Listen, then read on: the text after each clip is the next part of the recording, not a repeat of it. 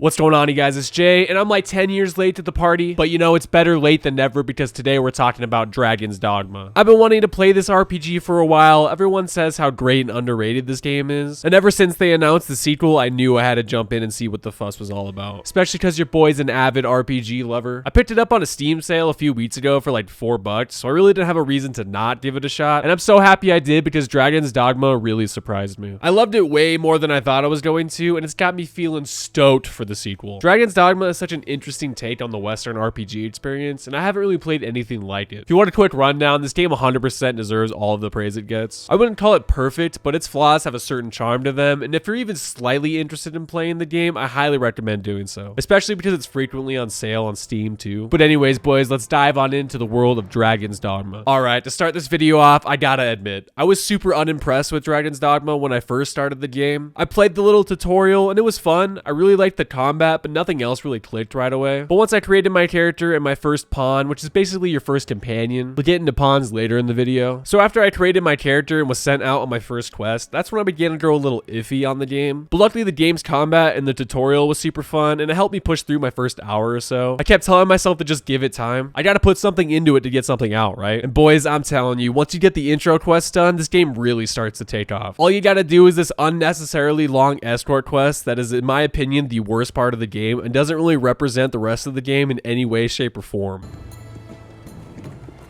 This escort quest takes you to the game's main hub, which is the city Gran Soren. This is the point where the game started to click more for me. I will say Gran Soren is a pretty uninteresting city, and it feels very empty, but it helps add to the game's grim feel, and that's something I haven't really mentioned yet. Dragons Dogma is grim tonally and aesthetically, and I absolutely love it. At first glance, the world's pretty bland, but once you start actually exploring, you'll come to appreciate the open world and its dark and lifeless vibe. But there are some important places in Gran Soren, like the inn. The inn allows you to rest, obviously, but also allows you to change your class too whenever you want. While they're actually called vocations, but each vocation has its own unique feel and play style. They also come with their own set of skills, and you'll unlock more skills as you level each vocation. Another thing that's nice is the game will save your progress in each class, so you can freely switch at any point you want to without too much punishment. The only thing you'll need to do is level your new vocation to get better abilities. I don't want to go too much into the combat just yet, but after getting to Gran Soren and looking around, you'll get handed your first couple of quests, and that's when the game starts to show you its true colors. The moment you step out into the world, you realize, damn, I can really go anywhere now. You'll have to go a ways away to get to your first quest, which literally forces you to start exploring. And that's something I really love about Dragons Dogma is the exploration, and the game truly rewards you for exploring its world. You can find a bunch of side quests out in the world, there's some cool items or vendors too. And this is the point where my opinion really started to change. It was when I was exploring and learning the game's mechanics, and that's the thing with Dragons Dogma. The moment you think you're starting to understand the game, it'll completely exceed your expectations. All in a good way, of course. This is something that'll happen all throughout your playthrough, even into the end game experience. When you first start playing though, you want to be extremely careful. Many, actually most enemies will absolutely obliterate you. The game expresses many times that if an enemy is too powerful, to just run away. There isn't any shame to it, I promise. Just come back once you're cracked and give it another shot. There's something really spooky about wandering a mysterious world where at any moment a giant monster can come out and absolutely annihilate you. What the fuck is that? Hell, even at the beginning I was getting clapped by groups of bandits.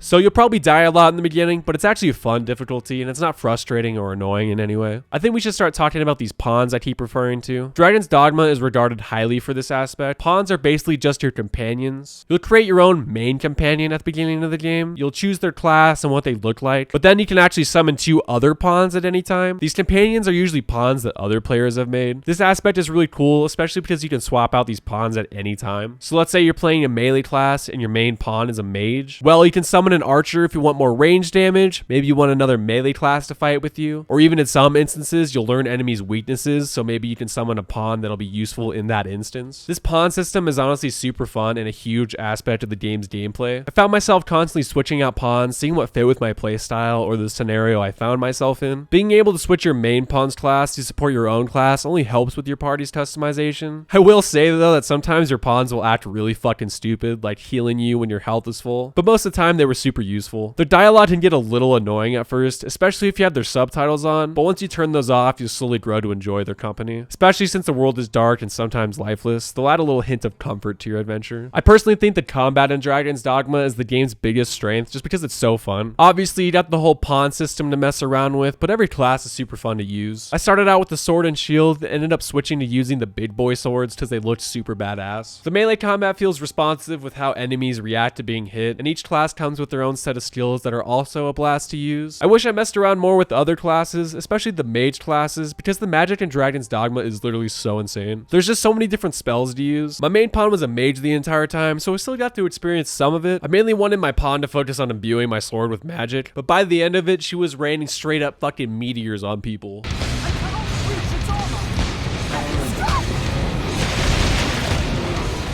So if you love magic, this game's got you covered, dude. Dragon's Dogma also has some pretty sweet monsters to fight too, especially the bigger enemies and bosses you'll fight. Each enemy has a specific weakness that you'll want to try and take advantage of, like cutting off the tails of these weird lizard dudes or aiming for the eye of a cyclops. Some of the weaknesses are pretty crazy, like if you have a female in your party, an ogre will just straight up focus on the female in your party. And it's mechanics like these that really bring all of the combat systems together. Fighting the bigger enemies was definitely my favorite thing to do in Dragon's Dogma, and you'll find a bunch of things to fight out in the open world while you're just exploring. Some of the bigger fights remind me of the Monster Hunter series in a way, but nonetheless, the combat in this game is super outstanding, especially for its time, and it's so different compared to any other RPG I've ever played. And the combat definitely gets more engaging and fun once you reach the post game and into the DLC content. Like I was saying earlier too, the exploration is really great. The map isn't insanely huge, but the locations sprawled throughout the entire world feel meaningful with their placement. And it's the first time in a long time I actually learned my surroundings. I found myself knowing where to go and how to get back to Gran Soren without really touching my map. Also really enjoyed exploring the world at night because it gets so fucking dark and spooky. There's something about wandering out at night with barely any vision, not knowing what kind of creature is gonna pop out and fight you, that's really enjoyable. There are also some creatures that only come out at night as well. And while I still think exploring during the day is better, it was still cool to have the day and night cycle actually impact the gameplay as much as it did. There are these rare encampments that you'll find scattered throughout the world that will let you rest until morning if you find yourself getting too spooked out in the world at night. And these camps are a really nice touch, and in some situations can be a blessing to stumble across. One complaint I've seen about the exploration is the backtracking, and while I do agree that sometimes it can be annoying, it's only the beginning of the game that you'll be backtracking a whole lot, and that's because you'll eventually unlock fast traveling. But the way you fast travel in Dragon's Dogma is super creative. You basically create your own fast travel system with these items called porta crystals. These act as the fast travel point, and you can place them almost anywhere. There's also the item called the fairy stone, and these items are actually how you initiate the fast travel. I really enjoyed this mechanic, and it helped lessen the breaking of immersion when it comes to fast traveling. You also don't have to fast travel if you don't want to, and I found myself only using it when I felt lazy and didn't feel like walking all the way back for 10 minutes. While I still think the backtracking isn't amazing, the fast travel system really helps. I still do think that some of the quests that make you backtrack unnecessarily can get pretty annoying. Like, I'm cool having to go back and turn in a quest, but I don't get why I gotta go back to the city just to talk to an NPC and then just go back out into the world to continue the quest. I feel like some of these quests are kind of badly designed, but if I'm being honest, I'm just nitpicking here. I think this is a good segue into questing in general in Dragon's Dogma. I think some of the side quests can be super fun and interesting to do, but there are others that feel a little